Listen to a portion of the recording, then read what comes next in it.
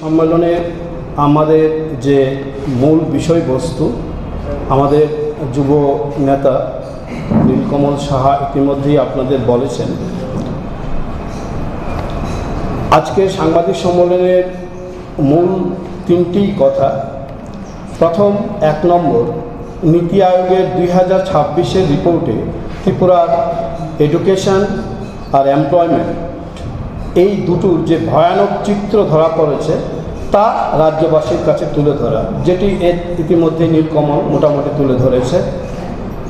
আজকে তিনটি ইস্যুর মধ্যে 2 নম্বর ইস্যু, অবিলম্বে বিদ্যাজ্যোতি সহ সমস্ত সরকারি এবং সরকারের যে গ্র্যান্টিং এইড স্কুল আছে সেগুলিতে শিক্ষা অধিকার 2009 অনুযায়ী বিনামূল্যে শিক্ষা চালু করার যে ফরমান দেওয়া হয়েছিল সেটি যাতে এখনই চালু করা হয়।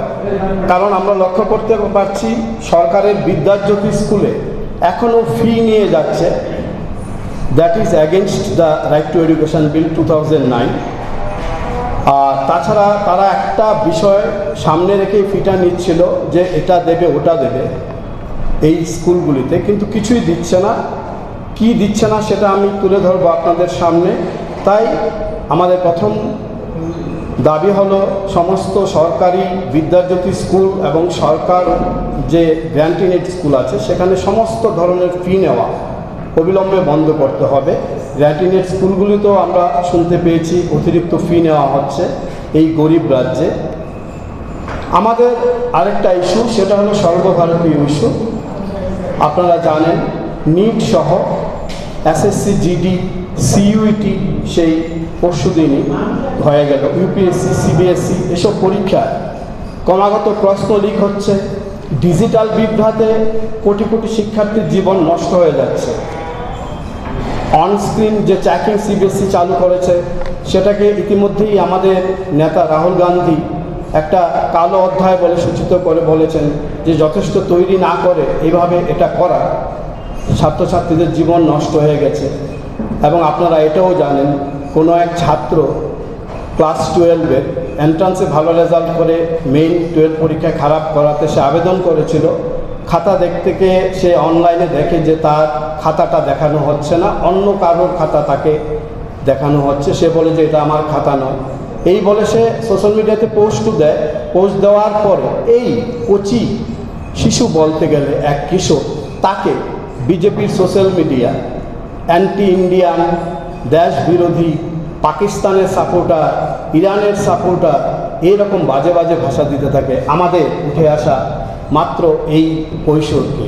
তাই আজকের এই সাংবাদিক সম্মেলন বিশেষ করে যুব ও ছাত্রদের লক্ষ্য করে বলছি, 1 যুগ আগে তোমাদের অভিভাবকরা যে ভুলটা করেছিল, কোনো এক হীরক রাজার মিথ্যা ভরা প্রতিশ্রুতিতে সেই প্রতিশ্রুতির ফাঁদে পা দিয়ে ভারতবর্ষটাই আজ সবচেয়ে তলানিতে ঠেকে গেছে।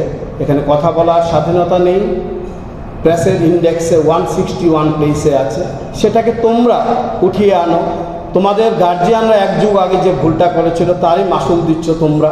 তোমরা যদি এটা দূর করতে না পারো পরবর্তী প্রজন্ম ধ্বংস হয়ে যাবে। বন্ধুরা, তোমরা জেগে উঠো। এবং আমরা দেখছি ভারতবর্ষ ইতিমধ্যেই উত্তাল হয়ে গেছে।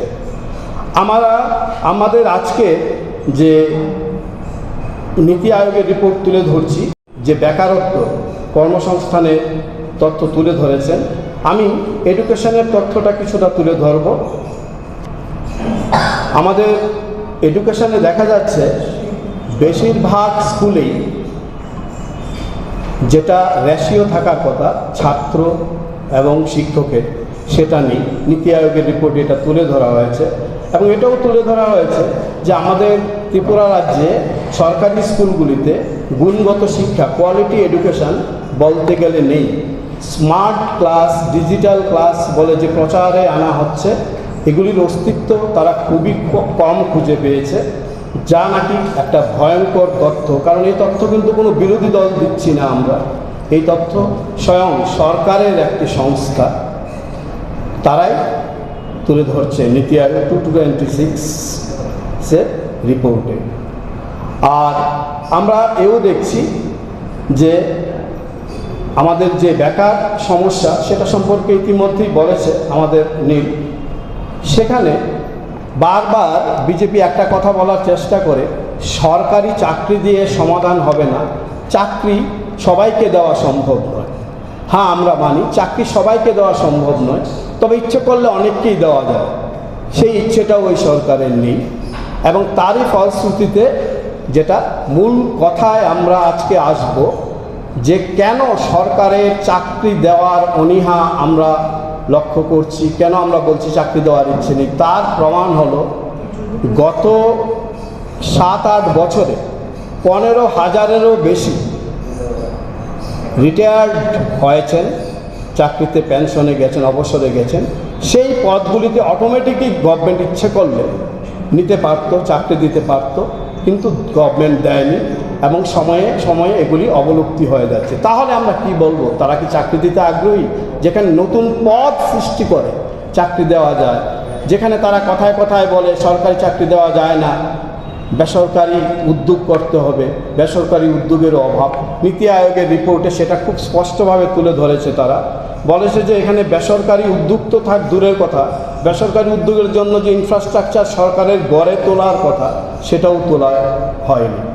তাই সরকারের যে অনীহা সেটাও স্পষ্ট হচ্ছে। তাহলে আর রয়েছেটা কি বাকি? বাকি ওটাই রয়েছে, শুধু ফ্ল্যাক্সের রাজনীতি আর প্রকল্পের নামে টাকা আসা, সেটাকে নয়-ছয় করা, আর ছিটে ফোটা একে ওকে দিয়ে ভোট বৈতরণী পাওয়া হওয়া। আজকের এই সাংবাদিক সম্মেলনে শেষ কথাটি আমি বলবো, আজকের এই সাংবাদিক সম্মেলনে যাদের উদ্দেশ্যে আমরা করছি তারা হলো ছাত্র ও যুবরা। তোমরা জেগে ওঠো। এক যুগ আগে আবারও বলেছি যে ভুলটা তোমাদের অভিভাবকরা করেছিল, আর করবে না। আজকে সারা দেশ উত্তাল, সারা দেশ প্রচণ্ড পরিমাণ বিক্ষোভ প্রতিবাদের কর্মসূচিতে উত্তাল হয়েছে। চলো আমরা ত্রিপুরা যুব সম্প্রদায়, ছাত্র সম্প্রদায়ও সেই উত্তালের ঢেউয়ে নেমে পড়ি। কংগ্রেস তোমাদের পাশে ছিল, আছে, থাকবে। ধন্যবাদ।